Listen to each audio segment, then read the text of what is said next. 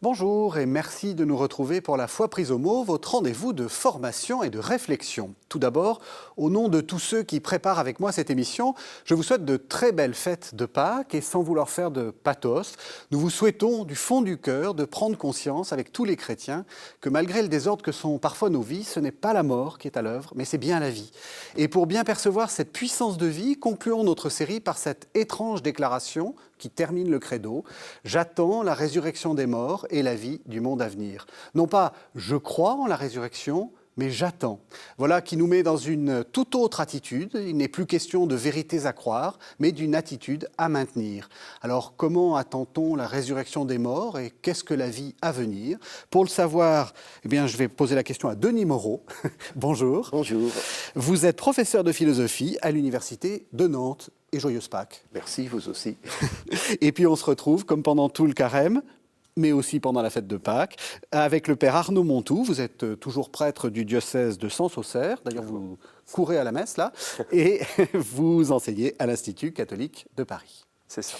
Alors peut-être la question, j'allais dire la question la plus compliquée, en parlant de résurrection, c'est qu'est-ce que c'est que la résurrection? Est-ce que vous avez une définition de la résurrection? On ne commence pas par le plus simple. Mais non, justement.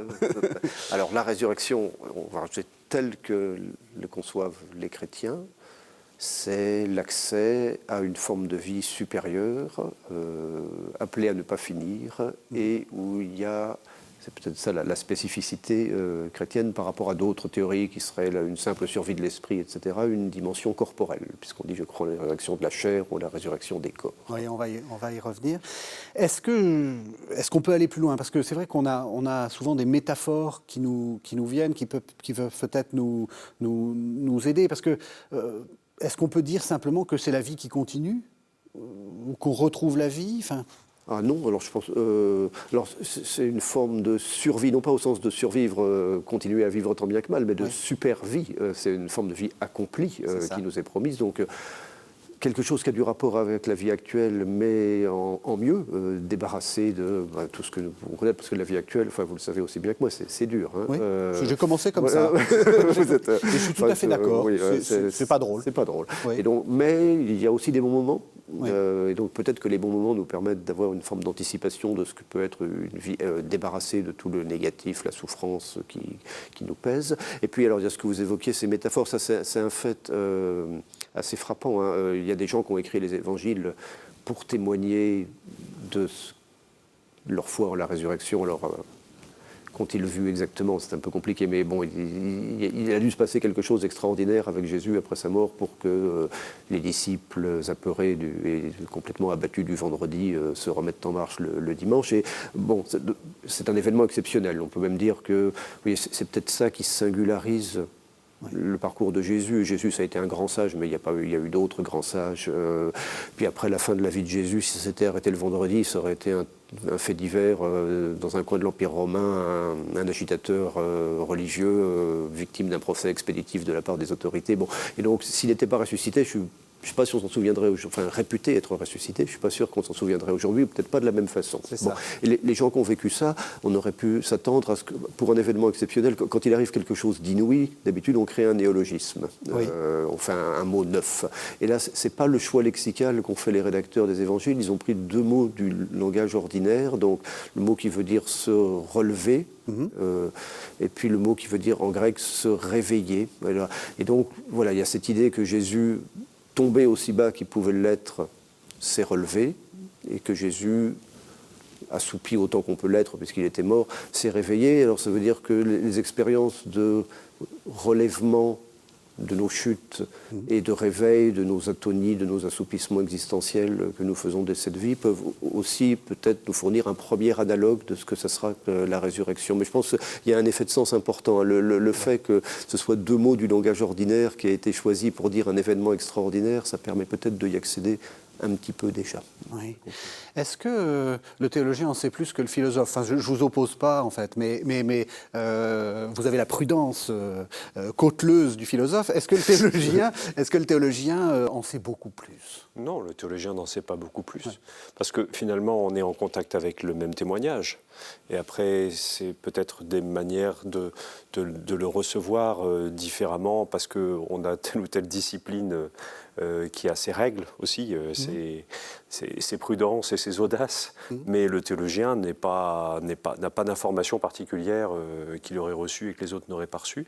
C'est sa manière d'interroger ce témoignage sur la résurrection ou ces témoignages sur la résurrection qui va lui permettre ensuite de les mettre en relation avec d'autres réalités de la foi sur lesquelles il essaye de dire quelque chose. Mais c'est ça qui est paradoxal, parce qu'on peut dire que c'est le cœur du système. Denis Moreau le dit très bien, même si Kant avait été ressuscité, ça aurait été formidable, mais il est mort. Et, enfin, je veux dire, par rapport à d'autres maîtres de sagesse, Jésus n'est pas beaucoup plus... Enfin, dans ce qu'il dit, n'est pas beaucoup plus surprenant ou qu'un Socrate de son époque, etc. Mais ce qui est extraordinaire, c'est ça. Ah oui, oui, c'est ça. Alors, il y a un philosophe et théologien contemporain, Richard Swinburne, qui dit la résurrection, c'est la signature de Dieu. Donc c'est le paraphe que Dieu met à la fin de la vie de Jésus pour attester cet aspect extraordinaire. Mais bon, en dire plus, je suis assez rassuré de voir que le théologien cale aussi, parce que sinon, à nouveau, en partant, alors, en disant... On parlait d'attendre la résurrection. Effectivement, c'est assez remarquable comment le credo soudain change de verbe. Alors même si on va y revenir, on dit aussi je crois en la résurrection de la chair. Donc c'est parce qu'on croit qu'on attend. Il faut quand même avoir la foi en quelque chose, mais c'est une forme d'attente. Peut-être on peut creuser ça particulière. Vous voyez, pour venir ici, j'ai pris le train et donc j'ai attendu le train. Alors j'étais sur le quai et j'attendais quelque chose sur lequel je n'avais aucun pouvoir. En fait, que le train arrive ou pas, ça ne dépendait pas de moi. Je pense que l'attente de la résurrection, c'est quelque chose d'un peu différent. C'est une attente active dans laquelle nous sommes engagés, qui a peut-être des répercussions dès notre vie présente, qu'il nous appartient en partie de faire advenir. On sait que, dans le christianisme, la façon dont se passera pour nous la vie éternelle dépend partiellement de nous. Donc voilà, c'est une forme d'attente un peu différente d'une attente passive et sans action de notre part. Ça, c'est très important. C'est-à-dire que ça définit la vie chrétienne.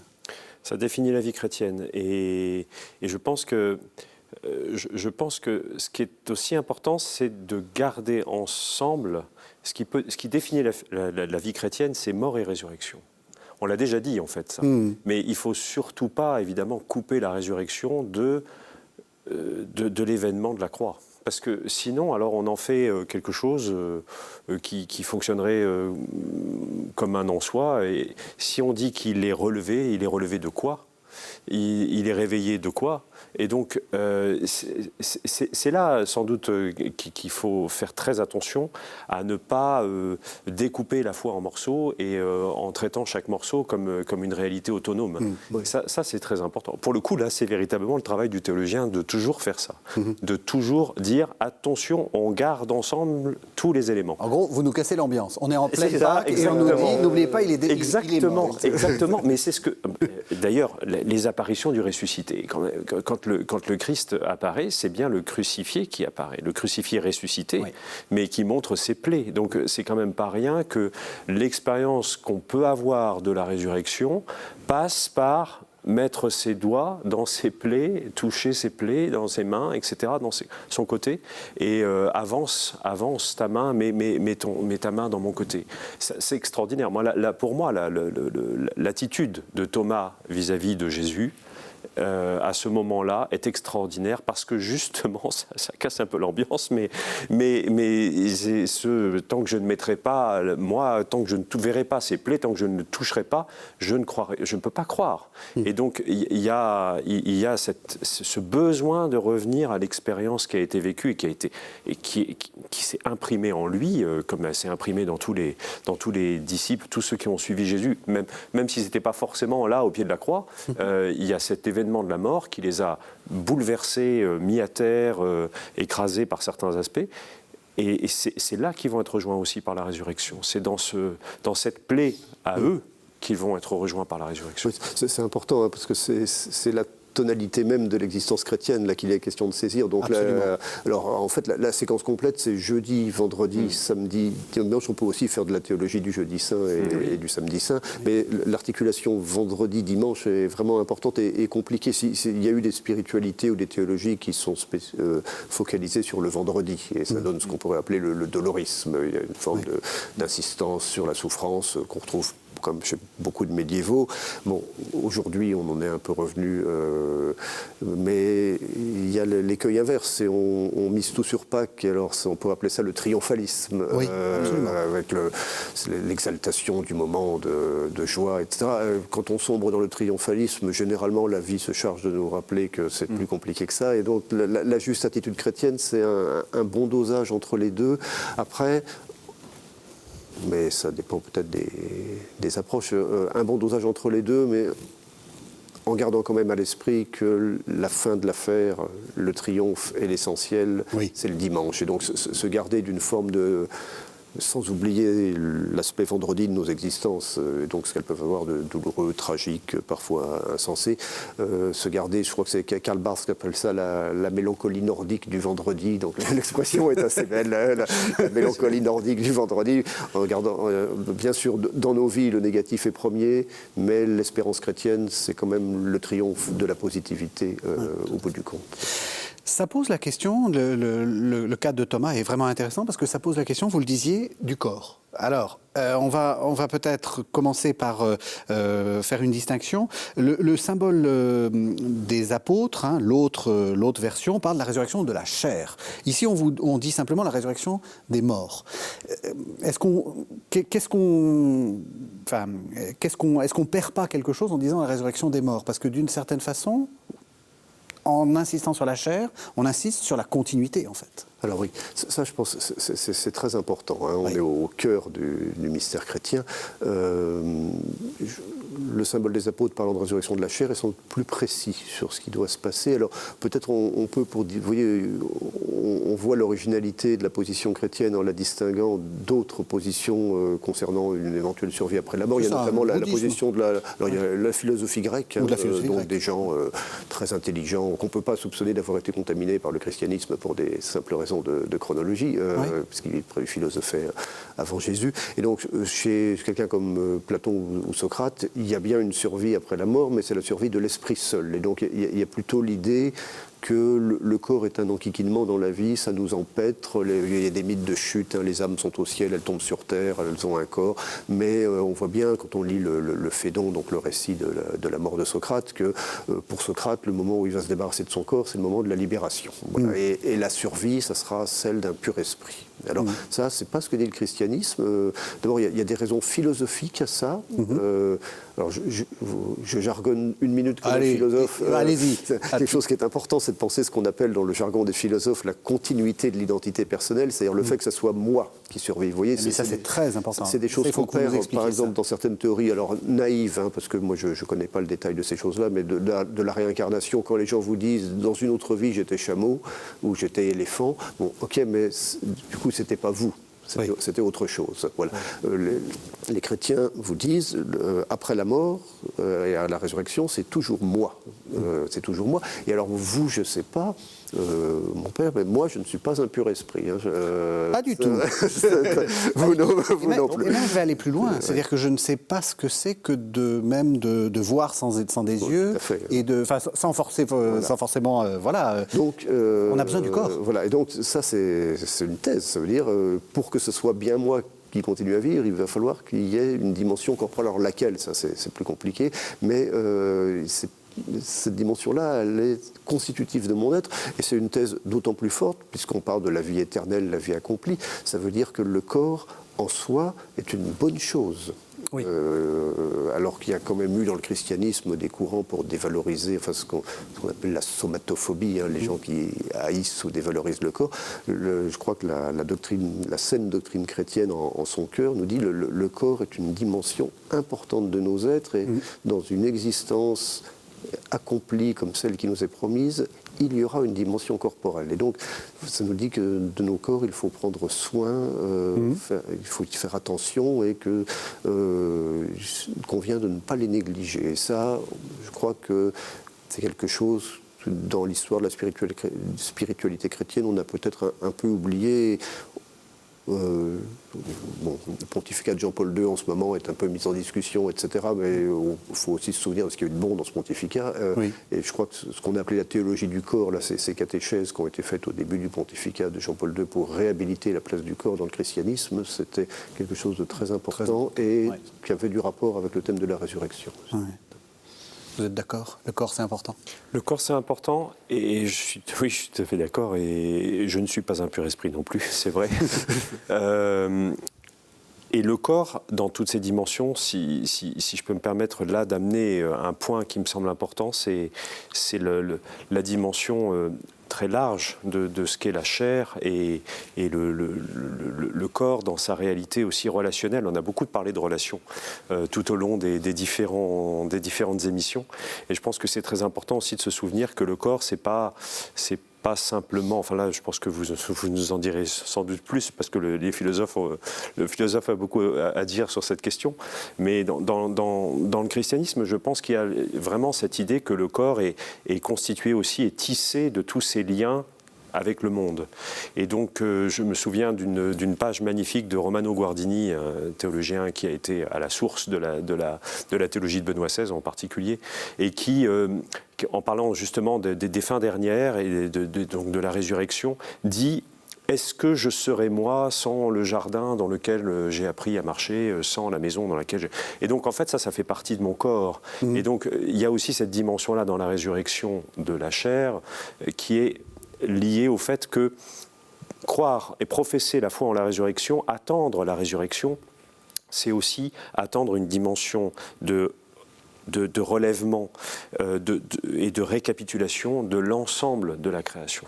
Parce que mon corps, alors je ne peux pas savoir ce que c'est que voir sans mes yeux, mais je ne peux pas savoir ce que c'est qu'être un corps sans le monde dans lequel je suis. Oui. Donc il n'y a pas de résurrection pensable non plus, sans doute, en tout cas en christianisme, en dehors d'une idée de résurrection globale qui englobe véritablement le monde, l'univers tout entier.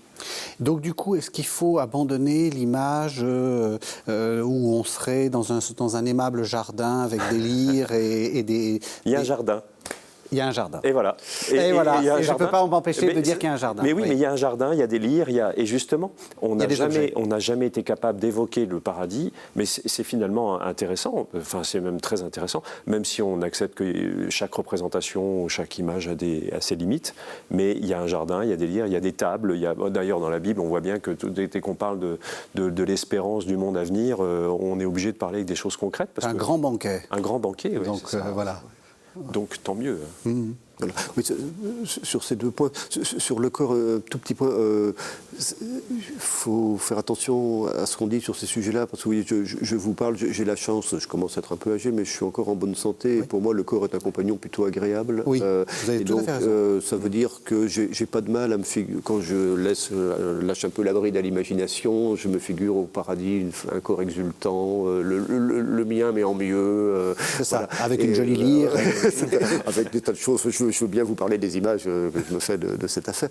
Il ne faut pas oublier qu'il y a des gens pour qui le corps est dans la vie un lourd fardeau. Oui.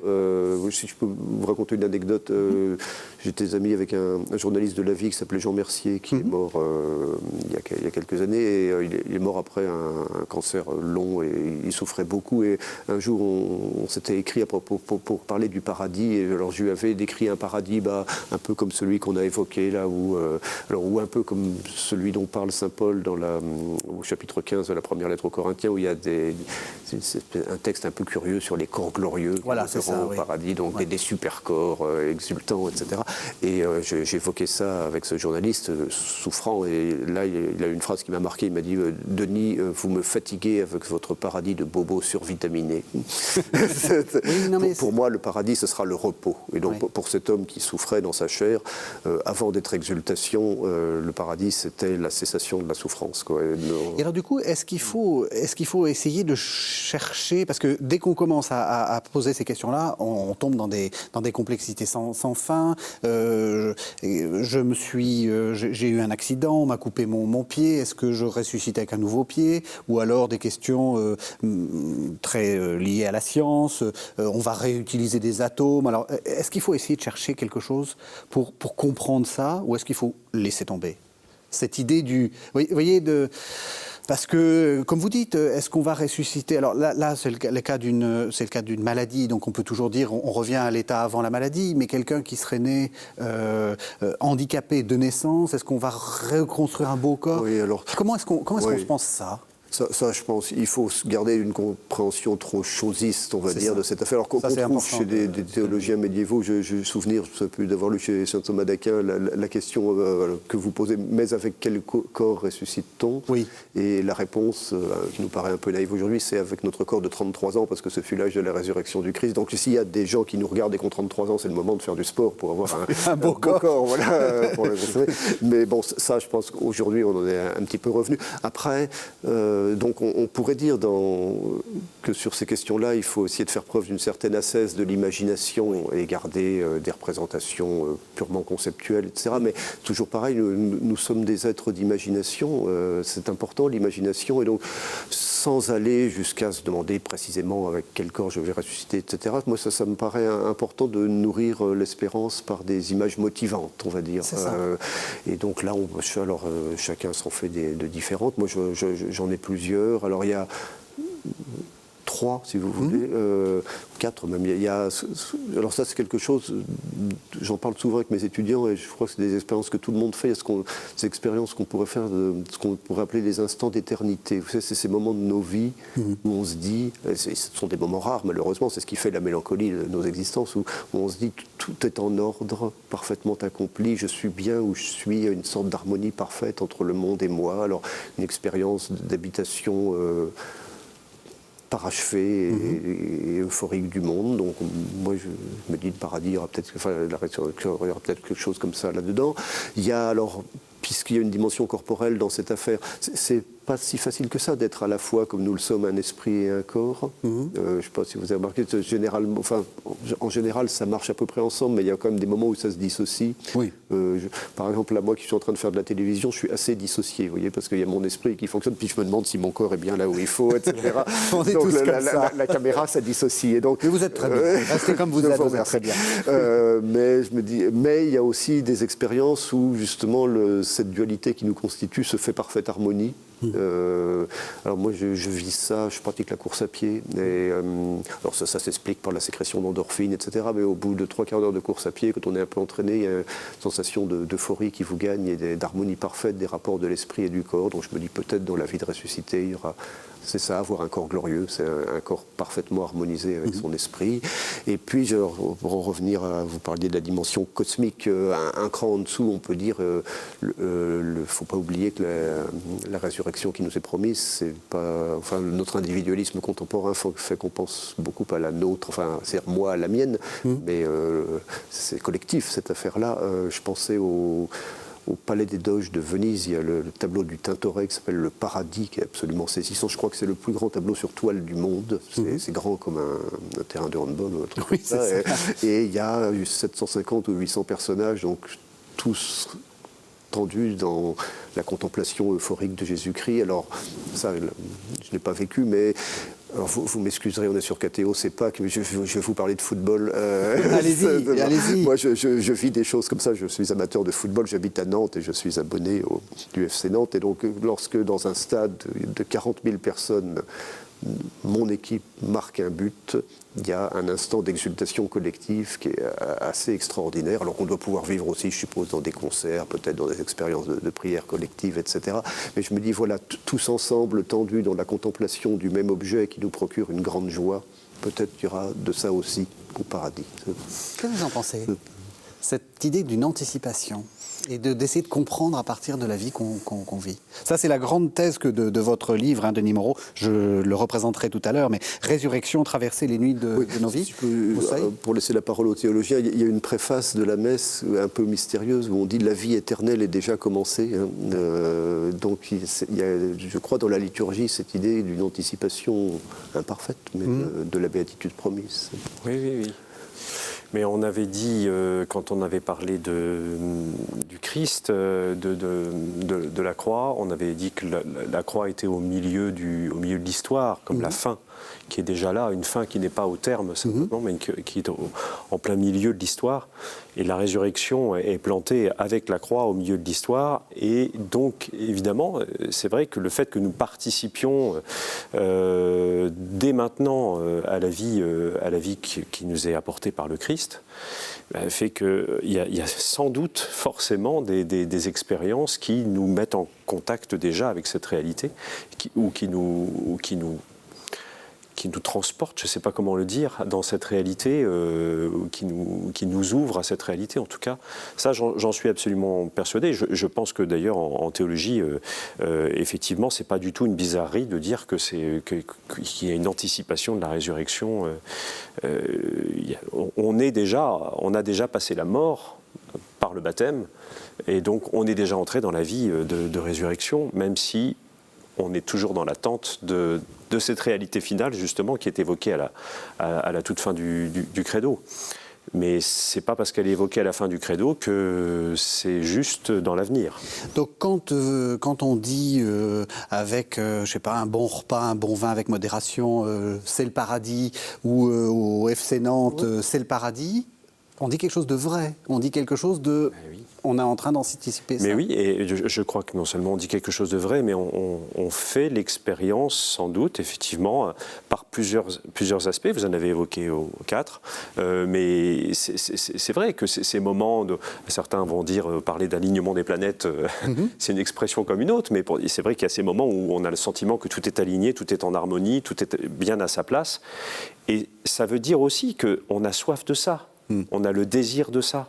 Et ça, c'est pas rien. Le désir humain, le désir de cette vie éternelle, le désir d'une vie qui n'a pas de fin, le désir d'une harmonie qu'on connaît si peu finalement. Pourquoi ça prend tellement de place dans notre vie alors qu'on en fait tellement peu l'expérience ?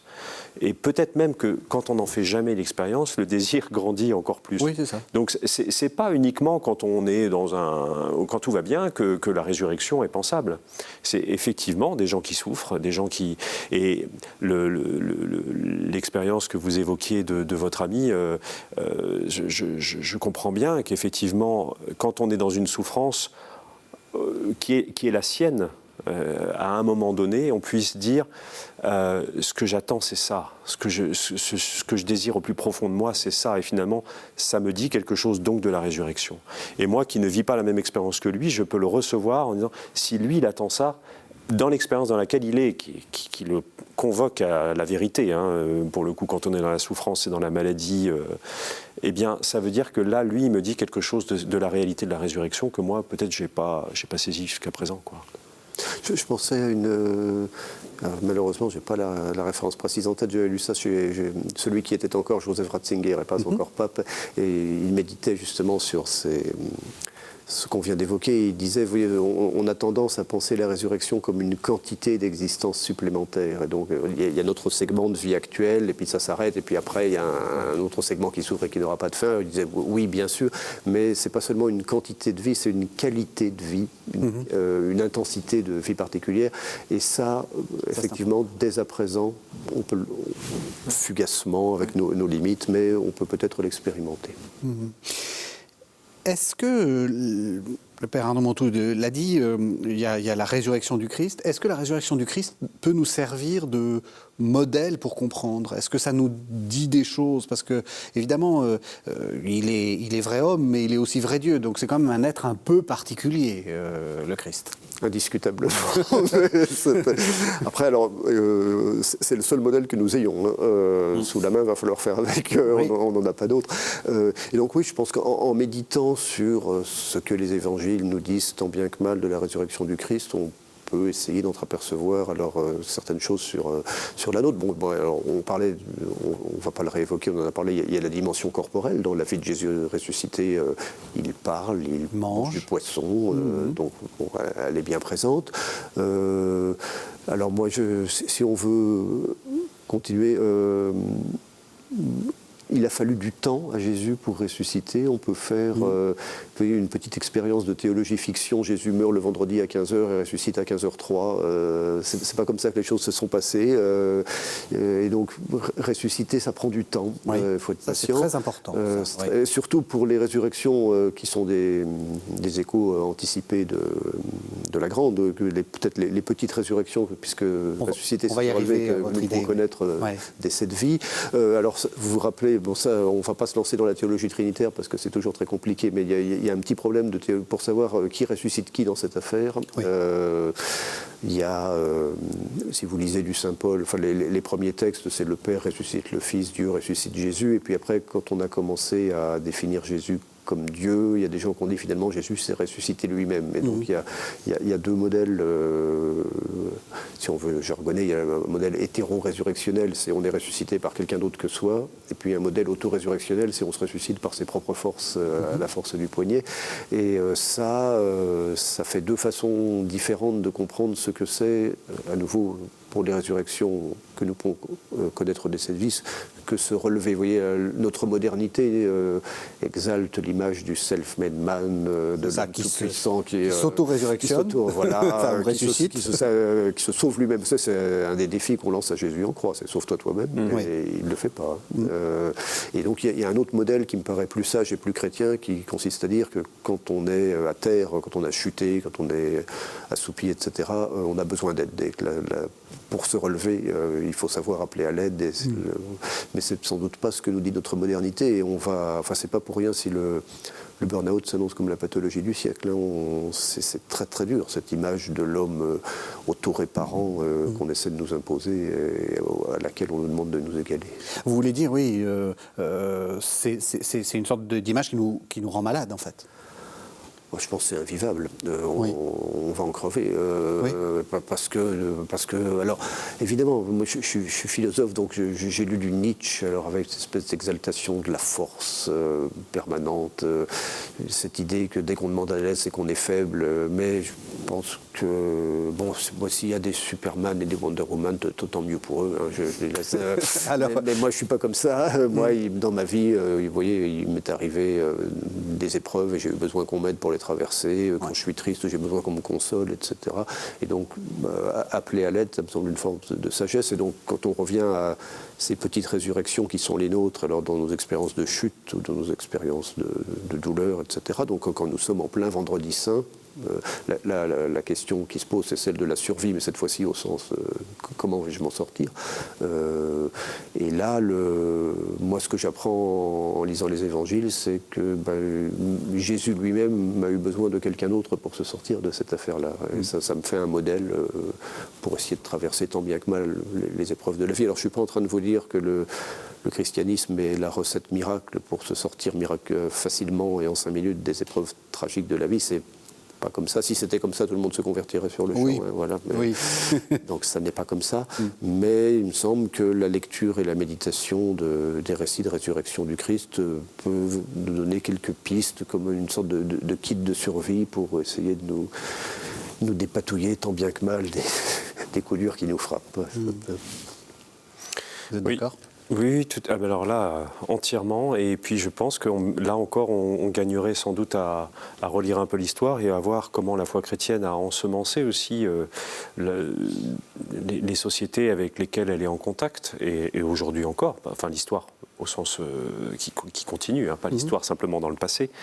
Comment lire l'Évangile et découvrir le Dieu Trinité, ça stimule, en tout cas chez l'homme, avec des degrés de réussite pas toujours égaux, hein, mais ça stimule chez l'homme aussi cette idée que une société, c'est un lieu où on compte les uns sur les autres, et c'est pas juste une juxtaposition d'individus, et c'est attendre de l'autre quelque chose, lui donner en retour. Enfin, je pense que les relations trinitaires telles qu'elles ont été pensées au fil des siècles, plus ou moins heureusement, en théologie et au-delà, ont eu des conséquences dans la vie des sociétés, et qu'aujourd'hui, ça doit toujours nous aider aussi à... Effectivement, c'est pas une question annexe de croire que le Christ est ressuscité par le Père. Oui. Ça a des implications concrètes. Très concrètes, oui. C'est l'inverse du self-made man. Et qu'on ne se sauve pas soi-même. Oui. Alors justement, je parlais de votre livre, Denis Moreau, Résurrection, traverser les nuits de nos vies. Vous dites, on peut avoir cette expérience de la résurrection, justement, pas uniquement quand le FC Nantes marque un but, mais aussi dans tout le processus. C'est-à-dire passage par la nuit, et on fait des expériences de résurrection en permanence. On a des petites résurrections en permanence. Oh, oui, alors... ou pas, d'ailleurs. Ou pas, parce qu'il y a des fois où on est à terre et on ne se relève pas. Hein, faut pas l'oublier. Faut pas l'oublier. Et puis il y a des fois où on est à terre et où on se relève imparfaitement, mais où on reste bien amoché par l'épreuve aussi.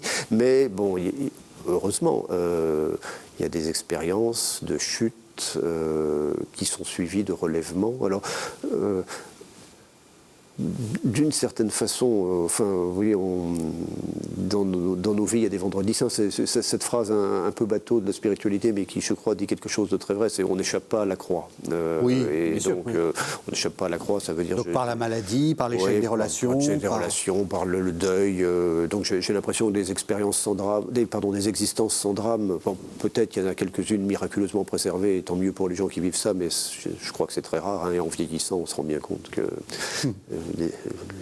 on est frappé par les drames, et donc voilà, quand on est frappé par les drames, on est à terre. La question, c'est est-ce que je vais pouvoir me relever, donc est-ce que je vais pouvoir ressusciter, connaître une petite résurrection.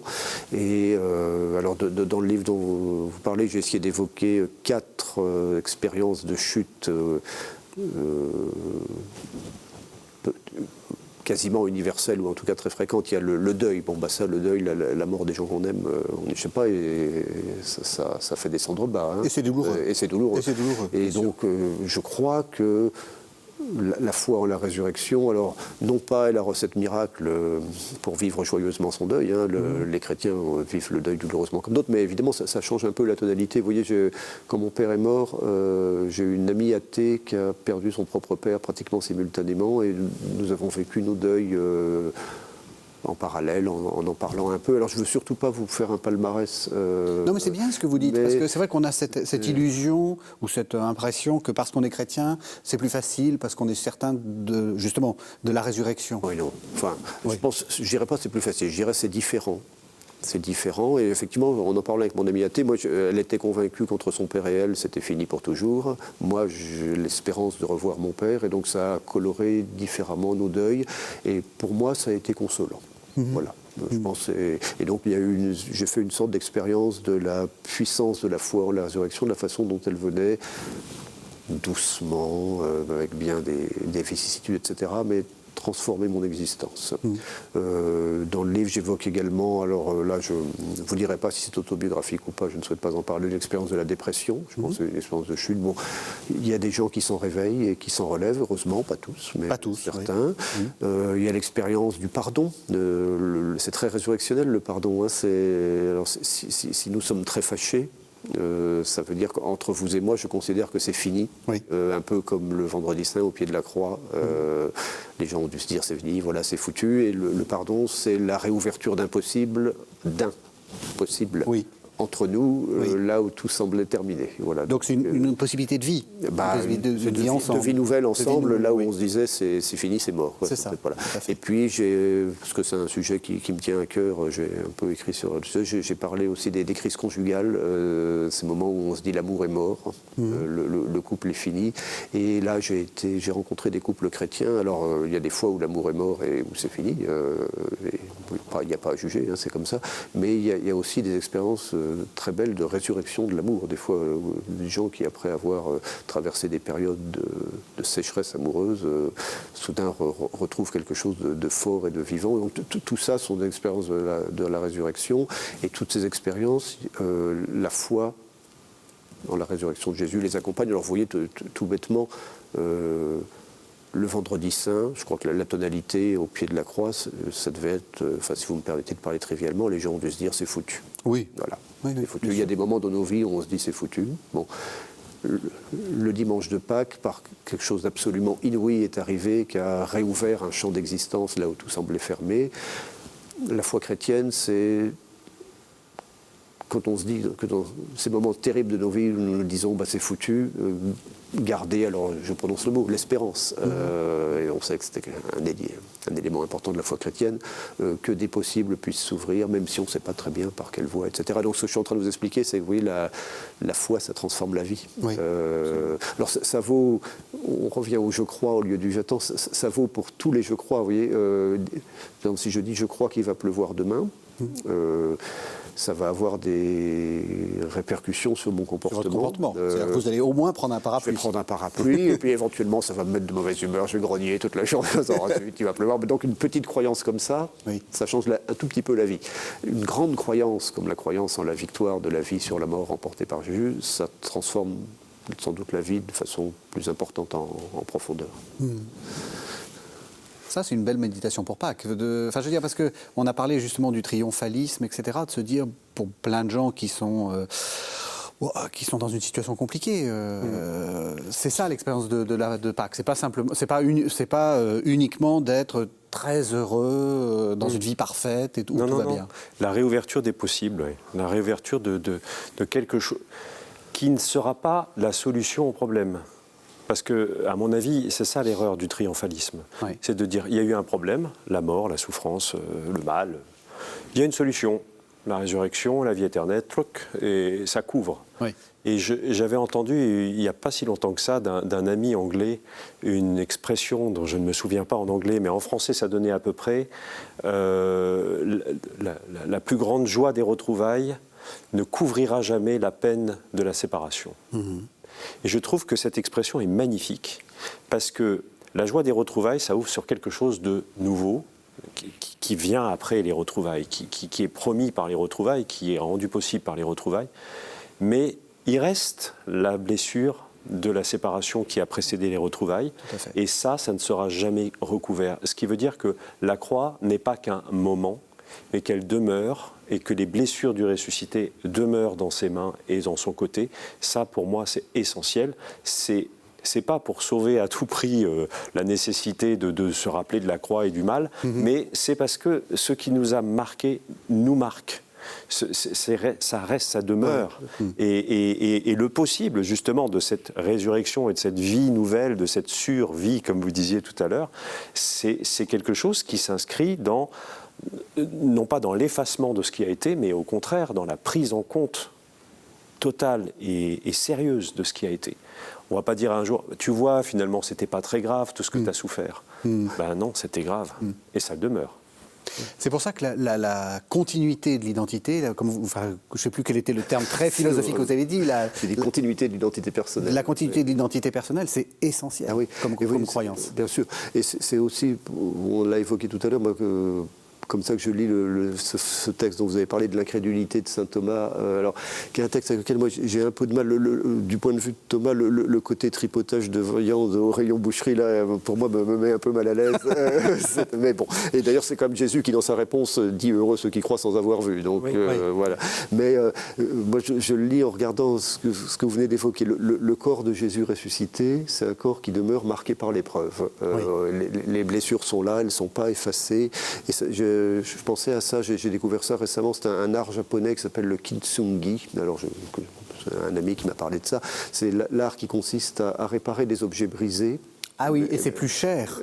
Mais c'est en les rendant plus beaux qu'ils l'étaient avant d'avoir été brisés, parce qu'on met de la laque en or. La tasse brisée est plus chère que la tasse d'avant. La tasse brisée et réparée est plus belle et plus précieuse que la tasse avant. Alors, faut se méfier avec ça, parce que alors là, on peut très facilement retomber dans le dolorisme en disant, et ça, moi je m'en méfie comme d'une peste, hein, cette idée que la douleur serait quelque chose de nécessaire. De rédempteur. De rédempteur et de nécessaire pour parvenir à un plus grand bien. Alors, ça va pour des petites douleurs, d'accord. Si je veux gagner 2 minutes aux 10 km en course à pied, il faut que je me fasse un peu mal à l'entraînement, mais ça, c'est de la douleur pour rire.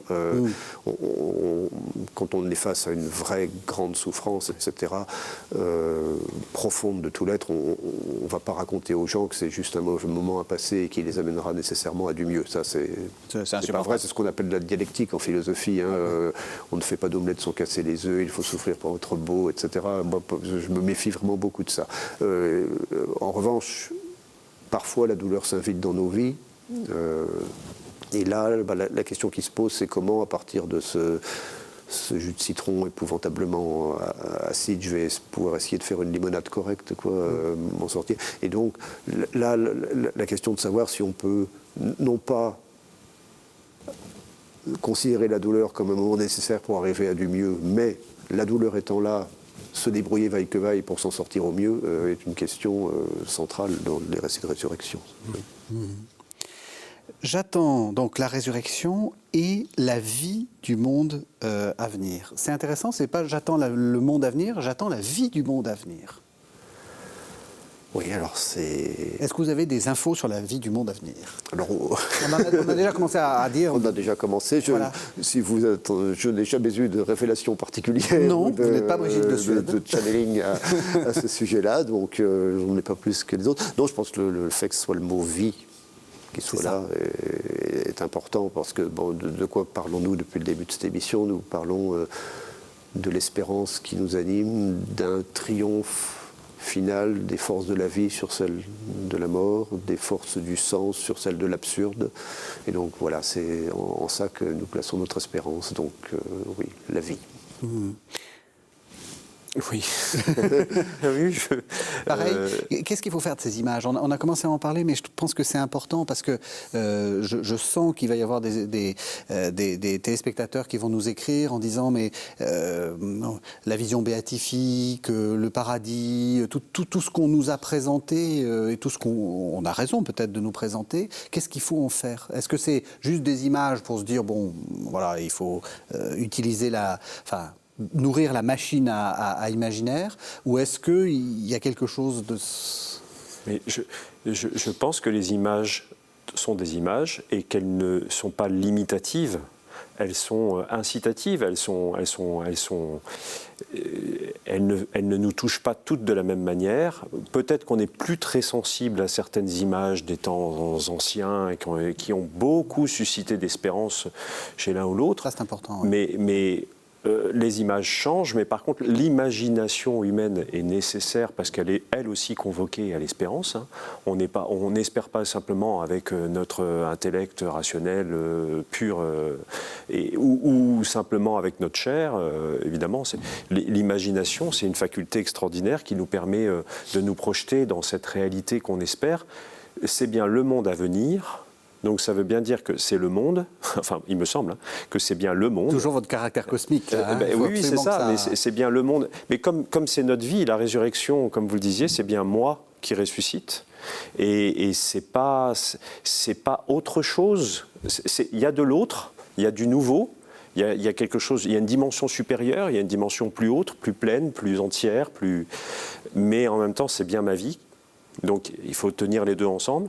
Eh bien c'est le monde dans lequel on est, qui lui aussi va entrer dans une dimension plus large, plus entière, plus plénière.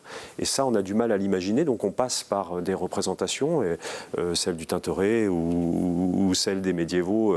Dans les églises, moi j'ai pas mal travaillé sur Cluny et sur les représentations dans les églises romanes au XIIe siècle, XIe, XIIe siècle. L'Église de pierre, elle intègre à l'intérieur les animaux, les fleurs, y compris les monstres, les chimères, tout ce qu'il peut y avoir, les combats, l'histoire, etc. Tout ça est comme assumé, assompté, ascensionné, je ne sais pas comment il veut le dire, mais je pense qu'effectivement, il y aura tout ça qui sera pris en compte.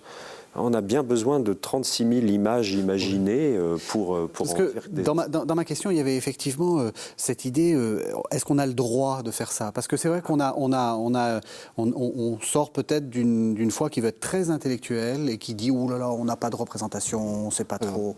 Non, vous n'êtes pas d'accord. Il vaut mieux ça.